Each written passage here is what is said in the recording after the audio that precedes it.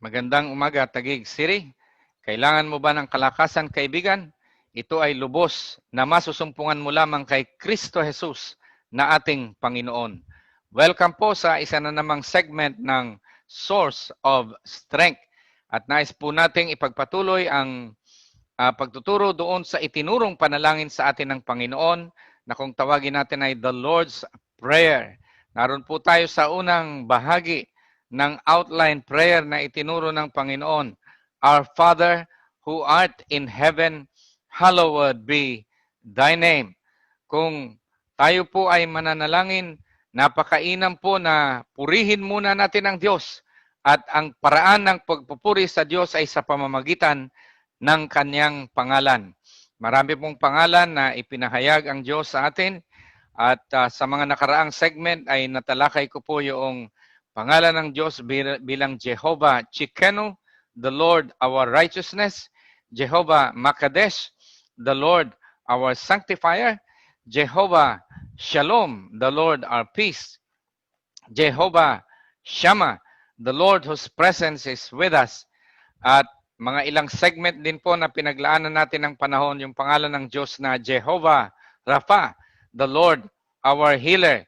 Ngayon po ay dadako tayo sa isa pang pangalan ng Diyos na ipinahayag ng Diyos sa atin sa kanyang salita mula po sa Biblia.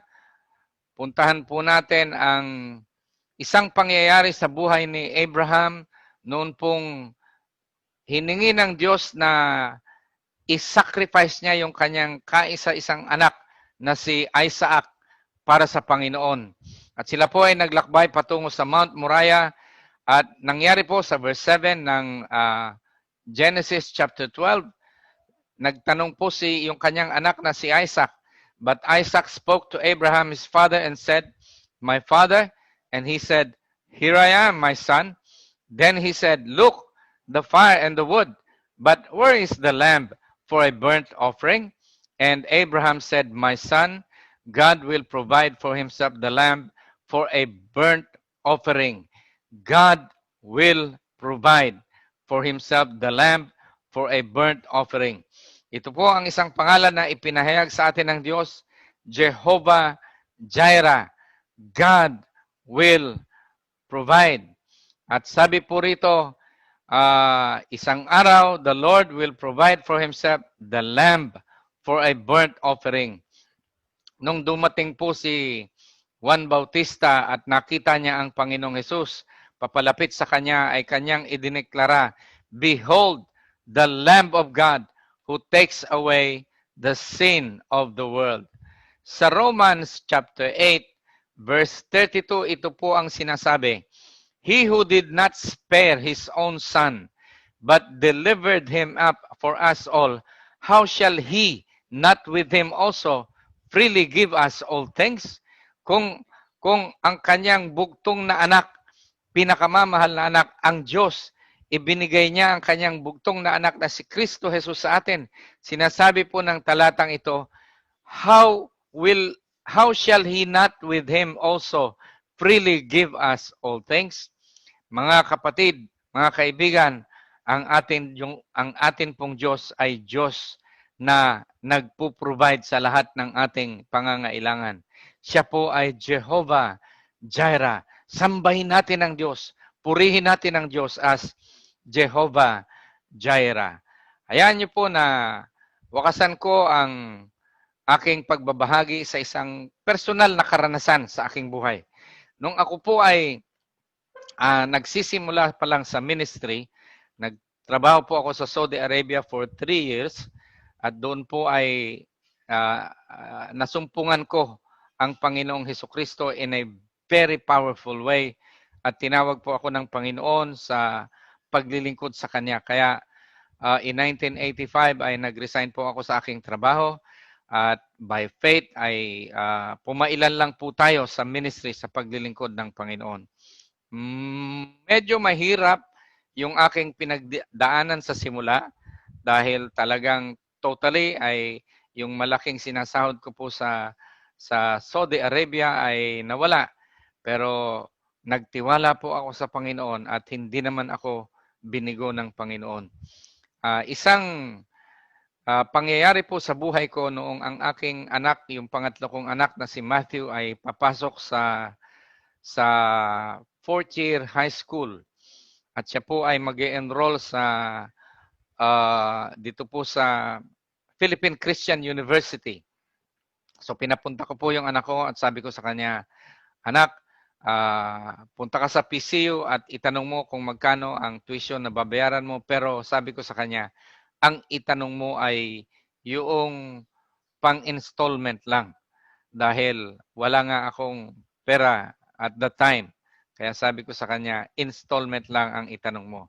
So nagpunta po yung anak ko at nung siya po ay bumalik, dala-dala po niya ang isang papel na ang sinasabi, yung unang installment na babayaran namin ay nasa 4,100 pesos.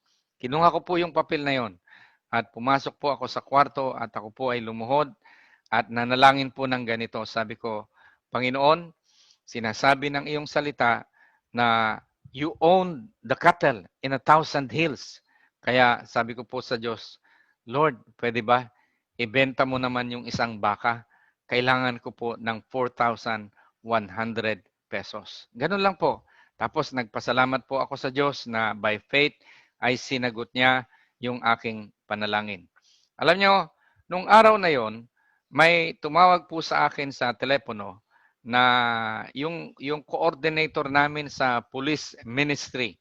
Ako po ay kadyo-join ko lang sa police ministry sa Camp Crame at tumawag yung coordinator namin, si Boy Manuel.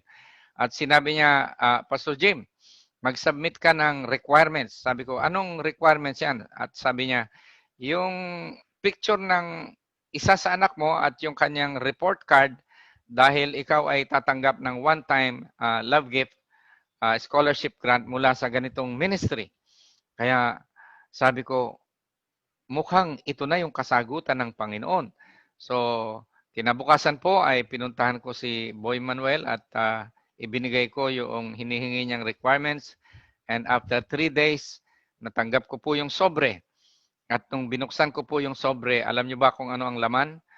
Ang laman po ay 4,000 pesos. Kaya ako po ay nagpasalamat sa Panginoon, pero ito po ang sinabi ko. Panginoon, salamat po sa 4,000 pesos. Sinagot mo ang aking panalangin, pero bakit kulang ng 100 pesos? Sabi ng iba baka daw kasi dumaan sa pulis. Biro lang po.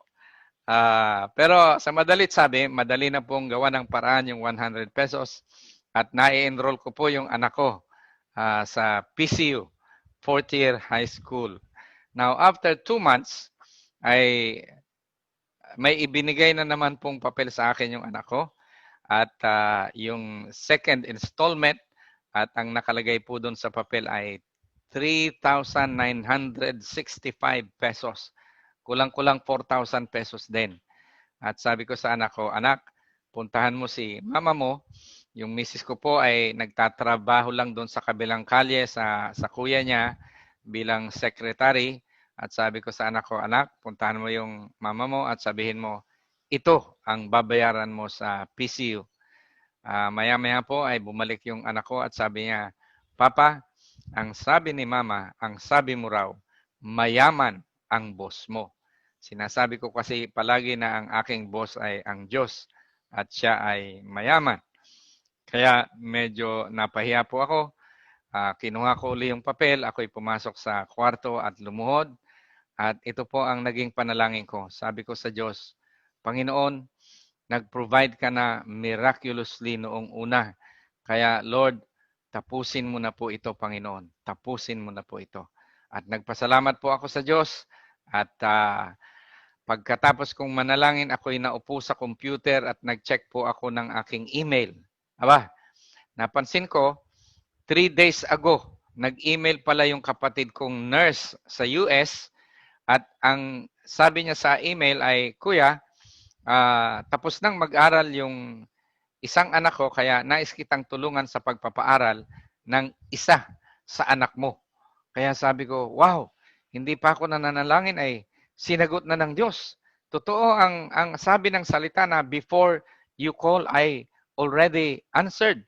Kaya in-email ko po yung aking kapatid na babaeng nurse at sabi ko, kailangan ko ng about 4,000 pesos na pang tuition ni Matthew, yung aking anak. And every 2 months ay 4,000 pesos. 4 na payments pa. So, kinabukasan, sumagot po yung aking kapatid via email at ito ang sabi niya, sige, padadalhan kita ngayon ng $100 and every 2 months, $100.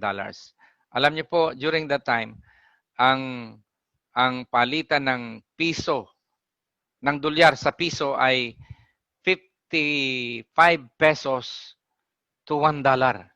Kaya yung $100 ay nasa 5,500 pesos. Sobra-sobra. Mayroon pang pang-allowance yung anak ko. Hindi ko na po tinanong ang Diyos kung bakit sobra. Nagpasalamat na lang po ako sa Panginoon. Napatunayan ko po na ang Diyos ay Jehovah Jireh, the Lord who provides. Alam nyo, meron pong prinsipyo sa Biblia na ang sabi ay, according to your faith, be it unto you. Nung una, ang hiningi ko lang sa Panginoon ay installment basis ang dumating. Kulang pa ng 100 pesos. Pero sa pangalawa, medyo in-upgrade ko yung aking pananampalataya at sinabi ko, tapusin na. At ang dumating sobra-sobra pa. Napakabuti po ng Diyos at napakamakapangyarihan. Sa panahong ito na marami ang naghihikahos dahil nawalan ng trabaho o talagang salat sa buhay, mga kapatid, subukan mo ang Panginoon. Purihin mo ang Diyos bilang Jehovah Jireh at makikita mo, God will provide for all our needs. Yan po ang pangako niya sa kanyang salita. Kung ibinigay niya ang kanyang bugtong na anak sa atin, gaano pa kayang ibibigay ng Panginoon yung ating pangangailangan sa pamamagitan ng Panginoong Hesukristo? Jehovah Jireh, the Lord, our provider. Yan po ang ating Diyos. Tayo po ay manalangin. Pinupuri ka namin at sinasamba ka namin, Jehovah Jireh, the Lord, our provider. Hindi mo kami pagkukulangin, Panginoon, kung kami ay magtitiwala lamang sa iyo. Salamat po sa iyong katapatan. Kahit kami ay nagkukulang sa aming paglilingkod sa iyo, subalit kung lalapit kami sa iyo, O Diyos, ay kami ay iyong tutugunin. Hayaan mo po na ang nakikinig sa programang ito ay tumawag sa iyong pangalan at maranasan niya ang iyong kapangyarihan that you will provide for all his needs. Dalangin namin ang patuloy na pagpapala mo sa aming siyudad, lungsod ng Taguig, at hindi lamang sa Taguig, buong Pilipinas, buong mundo. O Diyos, lahat ng nagtitiwala sa iyo, Panginoon, ang aming mga leader ay pagpalain mo, bigyan ng wisdom, kalusugan, husay sa panunungkulan, at sa kanilang katapatan, Panginoon, suklian mo pa ng iba yung pagpapala. Ang aming pong mayor, ang aming vice mayor, ang aming mga konsehal at barangay captains. Lalong-lalo na po ang aming mga national leaders, si Presidente Rodrigo Duterte, O God, ang amin pong mga senador, si Speaker Alan Peter Cayetano, Congresswoman Lani Cayetano, and Senator Pia Cayetano. Bless them mightily, O Lord, as they serve you by serving the people. Salamat po, Ama, sa iyong katapatan. Sinasamba ka namin, pinupuri ka namin. Jehovah Jireh, the Lord who provides. Mga kapatid, tayo po ay pinagpala ng Diyos sa pangalan ni Jesus. Amen at Amen.